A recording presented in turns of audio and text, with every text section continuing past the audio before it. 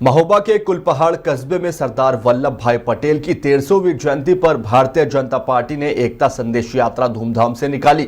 यात्रा का नेतृत्व होमगार्ड राज्य मंत्री धर्मवीर प्रजापति ने किया, जिसमें स्कूली बच्चे, युवाओं और भाजपा कार्यकर्ताओं ने हाथों में तिरंगा लहराते हुए बढ़ चढ़कर हिस्सा लिया। वहीं जगह जगह बुलडोजर से पुष्प वर्षा कर यात्रा का भव्य स्वागत किया गया, जिससे माहौल देशभक्ति से सराबोर हो गया। यात्रा किशोर गोस्वामी महाविद्यालय से शुरू होकर मुख्य मार्गों से होते हुए जनतंत्र इंटर कॉलेज पहुंची, जहां उसका समापन हुआ। वहीं कार्यक्रम में पूर्व सांसद पुष्पेंद्र सिंह चंदेल, विधायक ब्रजभूषण राजपूत सहित कई नेताओं ने सहभागिता की और युवाओं का उत्साह बढ़ाया। देखिए एक खास खबर।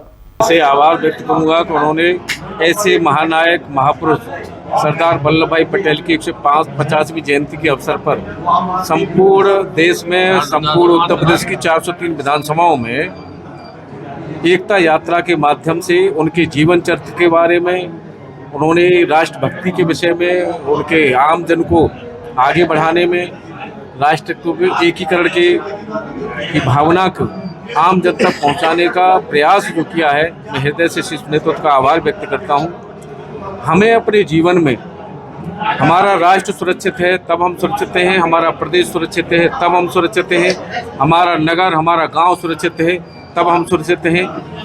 तो मेरा आपके माध्यम से आम जन से एक निवेदन है कि हमें व्यक्तिगत स्वार्थ से थोड़ा पीछे रख करके व्यक्तिगत स्वार्थ को, हमें राष्ट्र की भावना, हमारे अपने देश के, हमारे अपने समाज की, हमारा प्रदेश आगे कैसे बढ़े, हमारा देश कैसे आगे बढ़े, हमारा आम जन समाज की विकास की मुख्य धारा में कैसे जुड़े, सबके प्रति ये भावना हमारे हृदय में होनी चाहिए।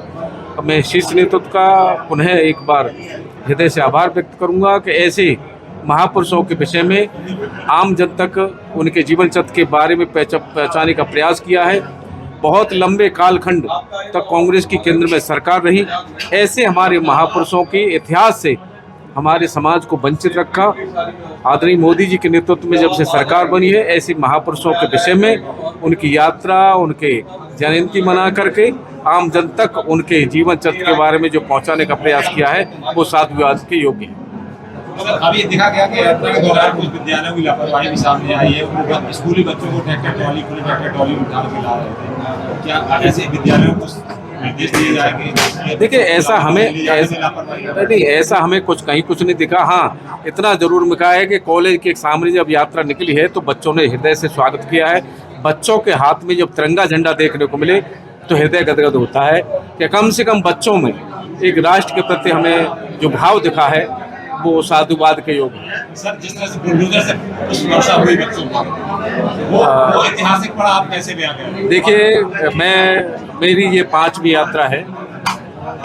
हर जगह जेसीबी से, बुलडोजर से पुष्प वर्षा की गई है। हम और दूसरे राज्यों में भी जहाँ चुनाव में जाते हैं, वहाँ भी हमें पता लगता है वहाँ की जनता को उत्तर प्रदेश से मंत्री आए हैं, तो वहाँ निश्चित रूप से बुलडोजर से पुष्प वर्षा होती है, स्वागत होता है। मैं हरियाणा गया, वहाँ भी हुआ, बिहार चुनाव में गए, वहाँ भी हुआ।